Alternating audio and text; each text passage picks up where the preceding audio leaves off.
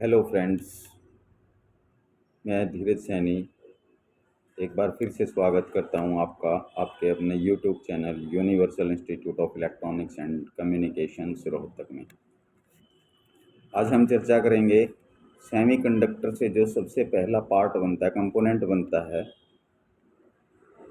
वो कैसे बनता है और उसका क्या फंक्शन होता है, कैसे काम करता है, उसके बारे में।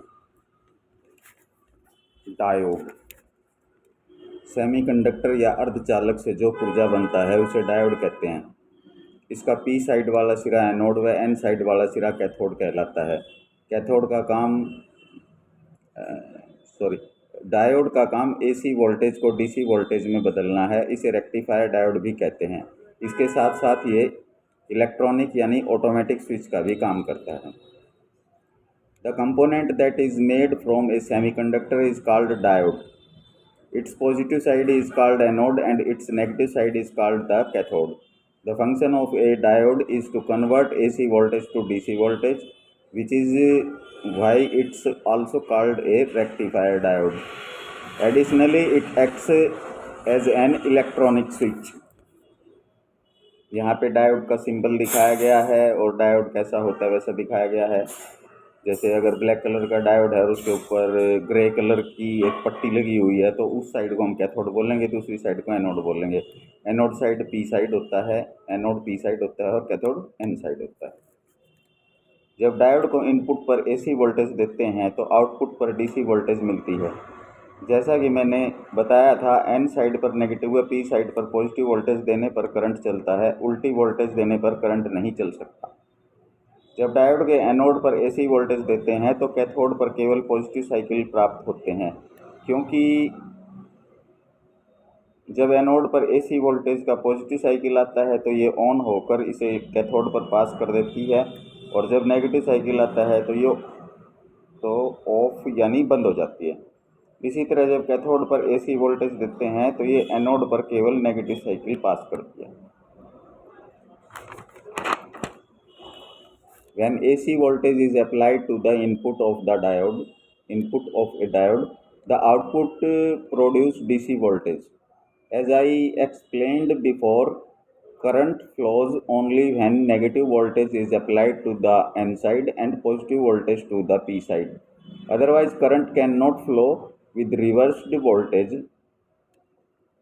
When AC voltage applied to the anode of a diode, only positive cycles are obtained at the cathode. This is because when the positive cycle of the AC voltage arrives at the diode anode, the diode turns on, allowing it to pass through, and when the negative cycle arrives, it turns off or blocking it. Similarly, when AC voltage is applied to the cathode, it only allows negative cycle to pass through to the anode. यहाँ पे इसका वो symbol बना के दिखाया गया है कि इनपुट पर जब हम एसी वोल्टेज देते हैं तो पॉजिटिव साइकिल आने पे डायोड ऑन हो जाती है और नेगेटिव आने पे ऑफ हो जाती है। तो एनोड पे जब एसी वोल्टेज दी जाती है तो कैथोड पे सिर्फ प्लस प्लस साइकिल आ जाते हैं, और जब माइनस साइकिल आता है एसी वोल्टेज का तो डायोड ऑफ हो जाता है।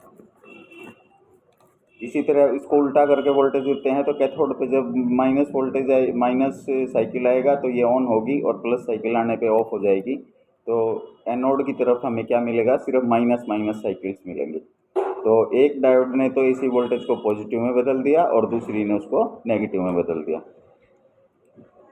अब इसका दूसरा फंक्शन कि एज ए इलेक्ट्रॉनिक स्विच कैसे काम करता है। इसी तरह जब डायोड के कैथोड पर ज़्यादा और एनोड पर कम वोल्टेज होती है तो ये बंद रहती है, और जैसे ही कैथोड की वोल्टेज कम और एनोड की वोल्टेज ज़्यादा हो जाती है तो ये चालू हो जाती है। In this way, when there is a higher DC voltage at the cathode of the diode and lower voltage at the anode, it remains off, and as soon as the voltage at the cathode decreases and the voltage at the anode increases, it turns on.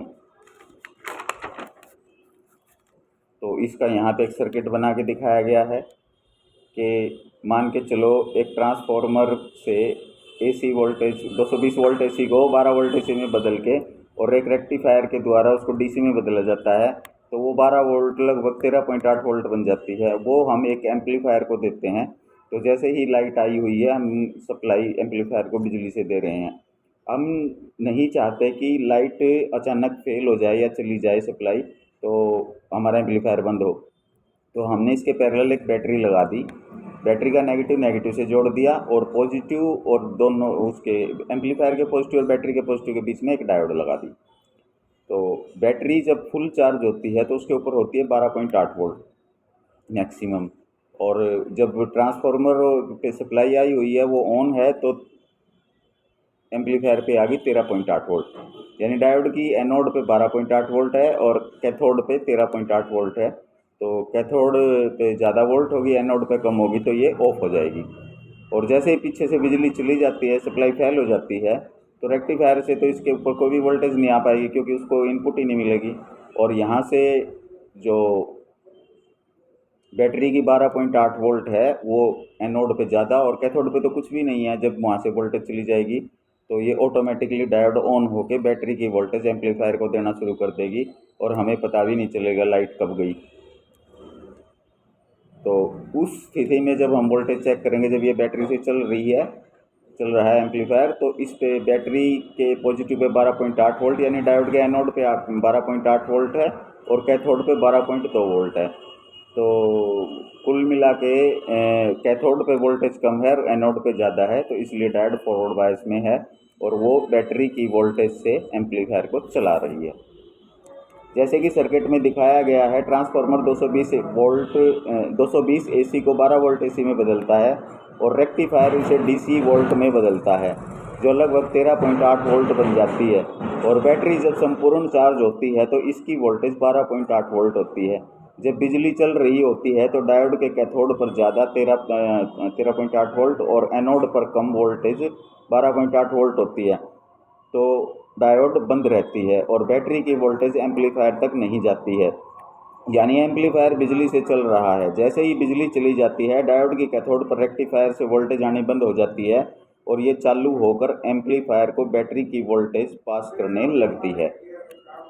The circuit shown in depicts a transformer converting 220 volt AC to 12 volt AC, followed by a rectifier converting it to approximately 3.8 volt DC. When the battery is fully charged, its voltage is 12.8 volt. During power supply, the cathode of the diode has a higher voltage, around 13.8 volt, while the anode has a lower voltage, about 12.8 volt. So the diode remains off and the battery voltage doesn't reach the amplifier. Instead, the amplifier is powered by electricity.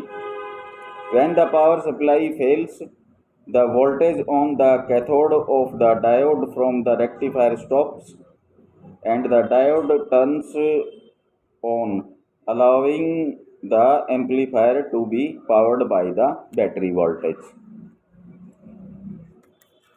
तो अभी इस video को upload करने के बाद में मैं आपको इसके ये जो पेज मैंने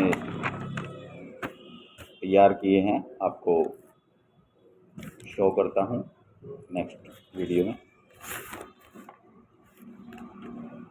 तो फ्रेंड्स, अब इंटरेस्टिंग चैप्टर स्टार्ट हो चुके हैं।